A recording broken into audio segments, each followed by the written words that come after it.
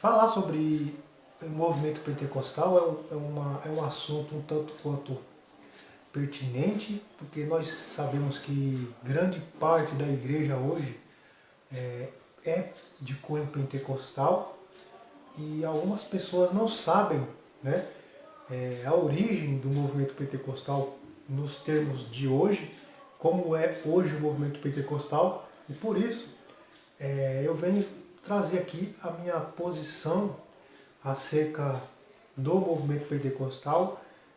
Na verdade, eu vou falar um pouquinho historicamente acerca do movimento pentecostal. O primeiro registro que se tem notícia aí acerca do movimento pentecostal encontra-se no livro de Atos dos Apóstolos, né, no capítulo de número 2, onde nós vemos a descida do Espírito Santo, né, no dia de Pentecostes. Por isso o nome pentecostal, pelo fato de ter acontecido a manifestação do Espírito Santo no dia de Pentecostes, que é uma festa judaica, né? E o livro de Atos, no capítulo 2, diz, no versículo 1, diz assim: cumprindo-se o dia de Pentecostes, estavam todos reunidos no mesmo lugar, e de repente veio do céu um som como de um vento impetuoso, e encheu toda a casa onde estavam assentados, e viram línguas repartidas como que de fogo, as quais pousaram sobre cada um deles. Todos foram cheios do Espírito Santo e começaram a falar em outras línguas, conforme o Espírito Santo lhes concedia que falassem. É o versículo de número 4 que eu quero chamar a atenção aqui, né, para esse texto. Todos foram cheios do Espírito Santo e começaram então a falar em outras línguas, conforme o Espírito Santo lhes concedia que falasse. Então, o primeiro movimento, o primeiro registro, né, sobrenatural de Deus aí acerca de Pentecoste, como nós chamamos, se encontra baseado no livro de Atos. Porém, eu preciso dizer que algumas pessoas interpretam o texto de maneira equivocada quando dizem que houve um movimento de línguas estranhas aqui no capítulo 2 de Atos. E não é isso, não foi isso que aconteceu.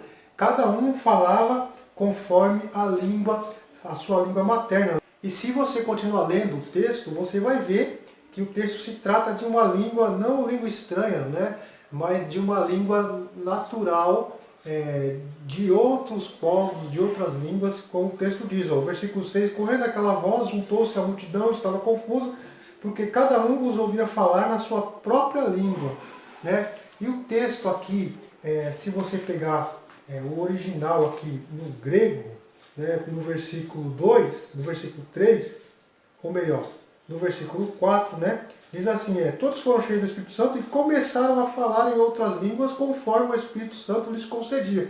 Começaram a falar em outras línguas, o texto original no grego é lalen heteros glossa, katos tu pneuma didomi, apoptegomai, outus. E significa heterosglossa, né? Heterosglossa é falar em uma língua diferente, né, da sua língua, não é uma língua estranha.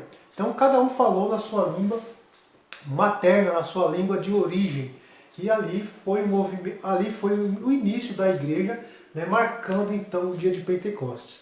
Então o primeiro movimento, o primeiro registro histórico, né, que nós vemos acerca do movimento pentecostal é no livro de Atos dos Apóstolos, porém não foi um movimento de falar, né, línguas estranhas. Pelo contrário, eram línguas que eles falavam conforme o Espírito Santo os concedia que falasse, mas eram línguas conhecidas de todos, né? Cada um falava na sua língua. Por um exemplo aqui básico, eu começar a falar inglês aqui, mesmo sem saber falar inglês, ou começar a falar e uma pessoa conseguir entender no seu idioma materno, chinês, alemão, francês, espanhol. Então, o que acontece no livro de Atos é o movimento da glossa, né? Heterosglossa, falar em outras línguas diferentes daquela que eles falavam, para que o evangelho, na verdade, fosse anunciado a todos aqueles que estavam ali. Tá ok? E Depois do movimento em Atos dos Apóstolos, aí nós vemos que a igreja cresce, a igreja se expande, e por volta do século II, né, no segundo século, nós vemos novamente um resquício do movimento, desse movimento pentecostal em Montano. Montano era um cristão que acreditava nessa manifestação e falava ali em línguas estranhas. Montano foi até defendido por Tertuliano, porém, com a morte de Tertuliano, Montano ele não teve êxito na sua caminhada e acabou trazendo algumas heresias para o seio da igreja, o que nós conhecemos como montanismo. Eu vou falar sobre isso um pouco mais para frente, né?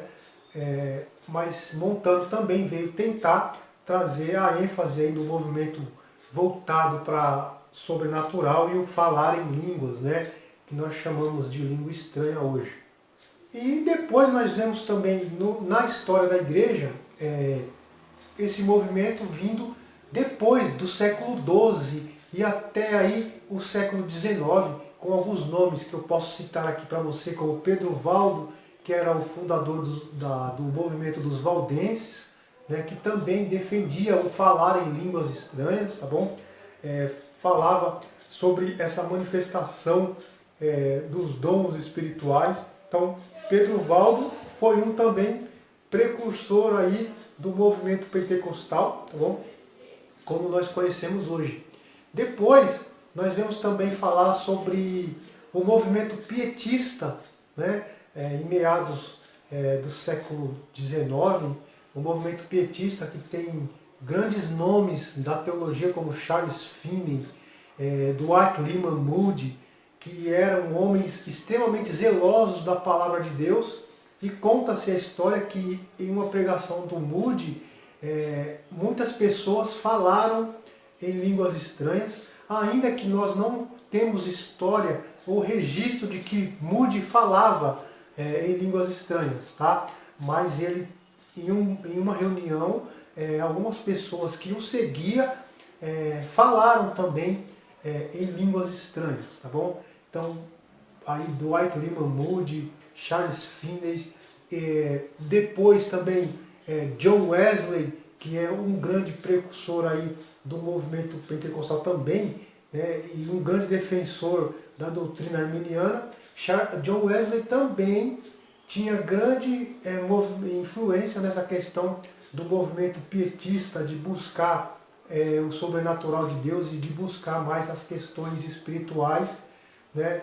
Então, esses nomes que foram citados aqui são nomes que prepararam aí, né, o caminho para o movimento pentecostal, quando nós conhecemos hoje, que tem, na verdade, início, o movimento pentecostal como nós conhecemos, da forma que nós conhecemos hoje, né, teve início no ano de 1900, na Rua Azusa, a famosa Rua Azusa nos Estados Unidos, onde houve um movimento, onde alguns cristãos estavam numa reunião, e ali, né, dizem que houve uma manifestação sobrenatural do Espírito Santo, e todos ali foram cheios e falaram em línguas estranhas.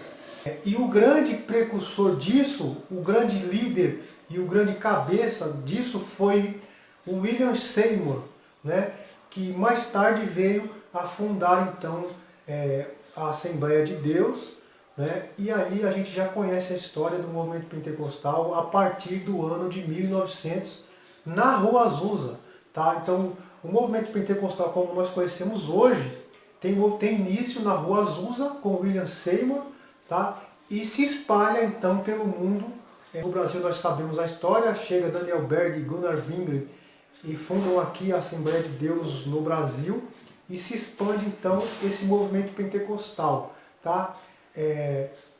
Porém, eu quero ressaltar uma coisa, que os pentecostais clássicos, eles tinham muito zelo pela palavra, muito zelo pelo Evangelho, por estudar a palavra de Deus, né? Então, esses pentecostais clássicos eu admiro e tenho todo o meu respeito, meu profundo respeito, nomes de peso mesmo, que são aí pentecostais de linha clássica, tá bom?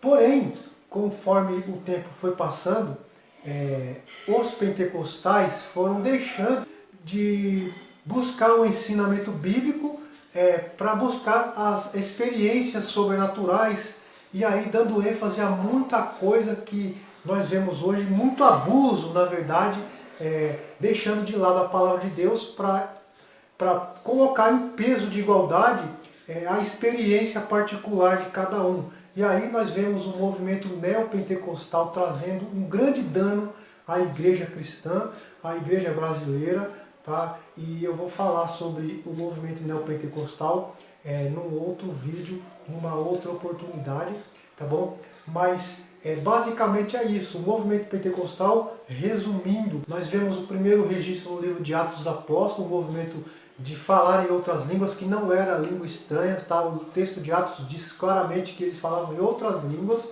Tá? Depois nós vemos alguns nomes durante a história da igreja, trazendo a questão das línguas estranhas, tá ok? E o movimento pentecostal dando ali o seu veredito no ano de 1900, na Rua Azusa, encabeçada por William Seymour, tá ok? Então, basicamente é essa a história do movimento pentecostal. Tá? Eu quero dar continuidade a esse vídeo mais para frente, falando sobre o movimento neopentecostal e as igrejas neopentecostais. Tá ok? Então, vou ficar por aqui, um grande abraço. Se inscreva no nosso canal, continue assistindo nossos vídeos. Se você estiver no YouTube, se inscreva. Se você estiver no Facebook, compartilhe, marque os seus amigos, porque eu tenho certeza que pode ser muito útil esse vídeo. Tá bom? Então, que a paz e a graça de Jesus esteja contigo. Até a próxima.